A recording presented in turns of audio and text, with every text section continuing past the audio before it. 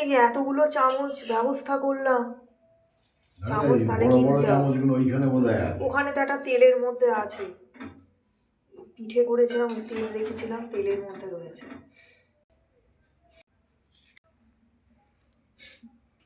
এই কটা দেবো বলো? একসঙ্গে আচ্ছা, তিনটে দিয়ে দিই? না না, একসঙ্গে তিনটেই খেয়ে নাও। আর একটা দিয়ে আর একটা দেবো?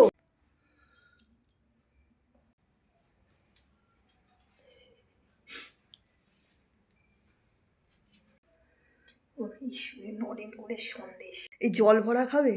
না, জল ভরা খাবে না?